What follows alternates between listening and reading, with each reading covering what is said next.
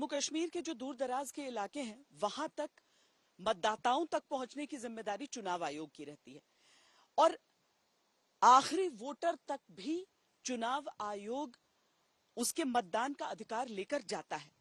लेकिन इसके साथ ही जो अभी तक अलगाववादियों की तरफ से कॉल रहता था कि बहिष्कार किया जाए चुनावों का, इस बार यहां की जनता उन सारी चीजों के बारे में सुन ही नहीं रही है। जब हमने लोकसभा चुनाव देखे तब भी देखा कि कैसे बढ़ चढ़कर लोगों ने मतदान किया, वोटिंग प्रतिशत बढ़ा। इस बार भी उत्साह जबरदस्त है। 10 साल से इंतजार कर रहे हैं कि अगर अभी नई सरकार आएगी क्या होगा, कैसा होगा। वोट जाया नहीं करना, देना है जरूर। बड़ी उम्मीदें हमें सरकार से कि काफी सालों के बाद हमें भी कुछ पूछने वाला मिले। लोकतंत्र की नई इबारत लिखने की खुशी चेहरों से झलक रही है। वर्षों की राजनीतिक उथल पुथल के बाद घड़ी आई है अपने भविष्य को चुनने की, तो अपने वोट की ताकत को भी बखूबी समझ रहे हैं। ये जम्मू कश्मीर में नए दौर की घोषणा है। जी, उसी उम्मीद से तो हम बैठे हैं, 10 साल से इंतजार कर रहे हैं कि अगर अभी नई सरकार आएगी क्या होगा, कैसा होगा। तो लेकिन इन 10 सालों में बड़ी प्रॉब्लम्स फेस करनी पड़ी, तो अब देखते हैं। उम्मीद यही है कि सब कुछ ठीक हो। अब हम अल्लाह से चाहते हैं कि जो हमारे नौजवान, अगर इंशाअल्लाह हम ये उम्मीद रख सकते हैं कि हो सकता है कि उनको इस हमारे इलाके की आवाज को आगे आला हुकाम तक पहुंचाएंगे और शायद मतलब हमारा कुछ न कुछ मतलब आवाज सुनी जाएगी। कि आवाम गरीब आवाम है, यही लोग इलेक्शन के दौर में देखते हैं, इलेक्शन के बाद कोई भी नहीं देखता। बाकी यह है जो विकास हुआ है, ये हम नहीं बोलते कि नहीं हुआ। लोगों को मकान भी मिले हैं। अगर मकान मिले हैं लोगों को तो ऐसी बात नहीं है कि नहीं मिले। कुछ डेवलपमेंट भी हुई है, हम बोले कि बिल्कुल नहीं, लेकिन हुई है, ऐसी बात नहीं है। 370 हटने के बाद जिस तरह का उत्साह जम्मू कश्मीर के लोगों में दिख रहा है, उससे ये सवाल उठता है कि क्या हमेशा की तरह इस बार भी जम्मू कश्मीर एक निशान, एक विधान के तहत होने वाले चुनावों में बढ़ चढ़कर हिस्सा लेगा। वैसे अगर जम्मू कश्मीर के कई दशकों के वोटिंग पैटर्न को देखा जाए तो तस्वीर काफी कुछ साफ होती है। 1962 में जम्मू कश्मीर में वोटिंग प्रतिशत 40.3 था, जो 1987 तक बढ़कर 75% तक हो गया। 60 और 70 के शुरुआती समय में कांग्रेस की सरकारें थीं, जबकि 80 के दशक में नेशनल कॉन्फ्रेंस का दबदबा रहा। 2008 में पीडीपी और कांग्रेस गठबंधन के दौरान मतदान 61% रहा। 2014 में 65.5% मतदान हुआ और नेशनल कॉन्फ्रेंस सत्ता से बाहर हुई। 370 हटने के बाद जम्मू कश्मीर में इसी साल लोकसभा चुनाव भी हुए और 58.46% मतदान जनता ने किया, जो कि पिछले 35 साल का श्रेष्ठ मतदान है। विधानसभा चुनावों में भी ये माना जा रहा है कि जम्मू कश्मीर की जनता रिकॉर्ड मतदान कर सकती है। ये मौका मिल रहा है यहाँ वोट डालने का, जो हमें बंदिक बनाया गया था, जो हमें हक था, उससे हम अभी तक कोसों दूर था। 10 साल हुए अभी तक इलेक्शन नहीं हुए। हम इंतजार कर रहे थे इस मौके को कि हमें मौका आए, हम अपने मौके को अच्छे से फायदा उठाएंगे और अपना जो हक है, जो वोट है, वो हम 2024 का लोकसभा चुनाव मैं मानता हूं कि कई मायनों में बहुत महत्वपूर्ण है। जम्मू कश्मीर की आवाम ने पिछले 5 वर्षों के परिवर्तन के कारण लोकतंत्र के मूल्यों में आस्था व्यक्त की और अगर वोटिंग परसेंटेज को देखें तो लगभग 32-33 सालों बाद 58% से ज्यादा मतदान हुआ ओवरऑल, और वैली में भी 50.6% मतदान हुआ। ये स्वाभाविक रूप से इस बात को दर्शाता है कि जम्मू कश्मीर की आवाम और खासतौर से वैली के लोगों ने भी भारत के लोकतंत्र में अपनी आस्था व्यक्त की। जम्मू कश्मीर के लिए 10 साल पहले 2014 में हुआ विधानसभा चुनाव भी राज्य की राजनीति के लिहाज से बेहद अहम था। अलगाववादी ऑल पार्टीज हुर्रियत कॉन्फ्रेंस ने जनता से चुनावों के बहिष्कार की अपील की थी। लगातार भड़काऊ बयान दिए गए थे। हम पाकिस्तानी हैं, पाकिस्तान हमारा है। हम पाकिस्तानी हैं, पाकिस्तान हमारा। परेशानियां तो हिंदुस्तान ने हमारे ऊपर कर दी हैं। यहाँ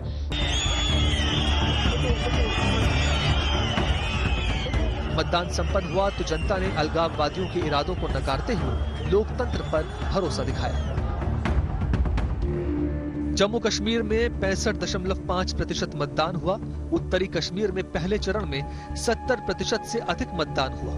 उस समय के 46 निर्वाचन केंद्रों पर 50% से अधिक वोटिंग हुई। इनमें 13 ऐसे निर्वाचन क्षेत्र थे जहां 70% से अधिक वोटिंग रही। हालांकि भारी मतदान के बावजूद जनादेश खंडित रहा।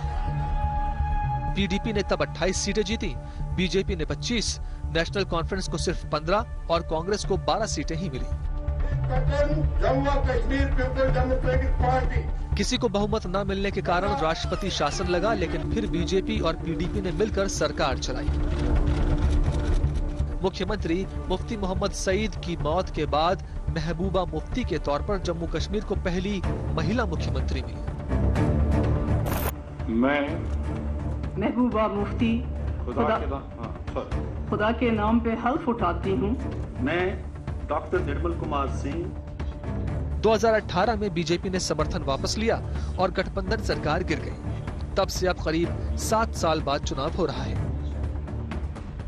यहाँ वो किसी के साथ भी हाथ मिलाने के लिए तैयार हैं, किसी की भी मदद करने के लिए तैयार हैं, किसी भी हद तक जाने के लिए तैयार हैं, नेशनल कॉन्फ्रेंस और पीडीपी को कमजोर करने के लिए। यहीं तक बीजेपी का देश प्रेम जो है वो रुक जाता है। मैं यहाँ मम्मी करने नहीं आई हूँ। मेरी अपनी एक आइडेंटिटी है, मेरी अपनी एक पहचान है, मेरी अपनी पर्सनालिटी है, मेरे अपने ख्याल है, मेरा अपना अप्रोच है। जम्मू कश्मीर में सियासत आग का दरिया है, यहाँ सब कंज्यूम हो जाते हैं। मुझे लगता है कि बड़ी खुली फिजा में इस बार चुनाव भी हो रहा है और ये पहली बार हुआ है, शायद 30 बरस के बाद पहली मर्तबा एक ऐसा चुनाव जिसमें लोग बढ़ चढ़ करके आए हैं। और जो लोग ये कह रहे हैं कि बदहाल है, तो वो हकीकत में वो अपनी बदहाली को बयान कर रहे हैं।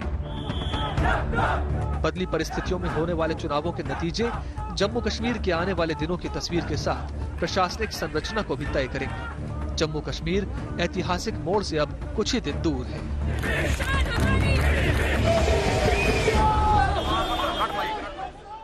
वंशवाद सियासत के लिए बड़ा मुद्दा है, लेकिन क्या आम लोगों के लिए भी, वोटरों के लिए भी वो उतना ही बड़ा मुद्दा है?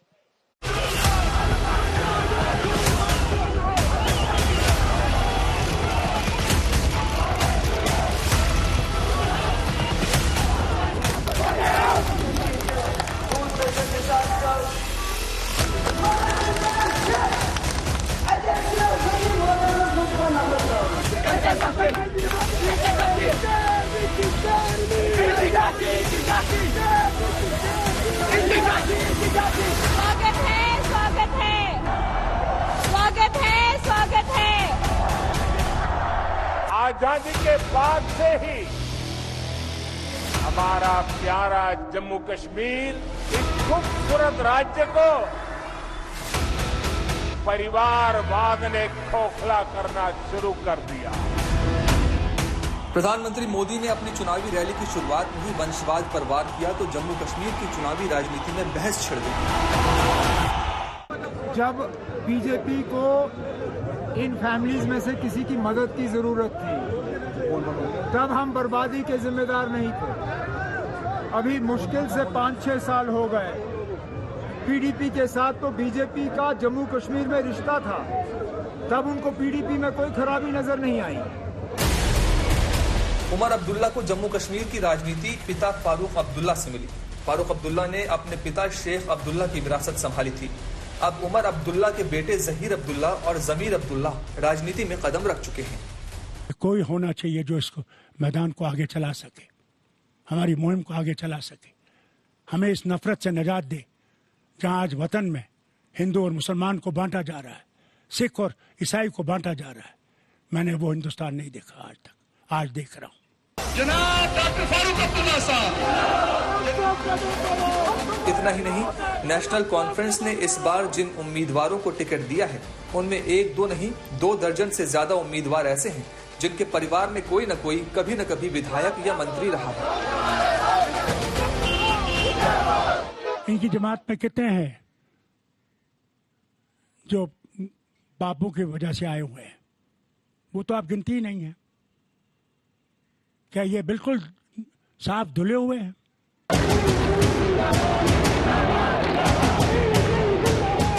अब्दुल्ला परिवार के बाद कश्मीर में कोई दूसरा ताकतवर राजनीतिक परिवार है तो वो है मुफ्ती फैमिली। पीपल्स डेमोक्रेटिक पार्टी के संस्थापक मुफ्ती मोहम्मद सईद राज्य के मुख्यमंत्री रहे हैं। मुफ्ती मोहम्मद सईद पूर्व केंद्रीय गृह मंत्री भी रहे हैं। मुफ्ती मोहम्मद सईद के निधन के बाद उनकी बेटी ने उनकी पार्टी की कमान संभाली। महबूबा मुफ्ती भी मुख्यमंत्री रही और अब महबूबा मुफ्ती की बेटी भी मैदान में है। उनके सामने भी परिवारवाद का सवाल है। मेरी अपनी एक आइडेंटिटी है, मेरी अपनी एक पहचान है एंड मैं आपके साथ बहुत ऑनेस्ट होना चाहती हूँ।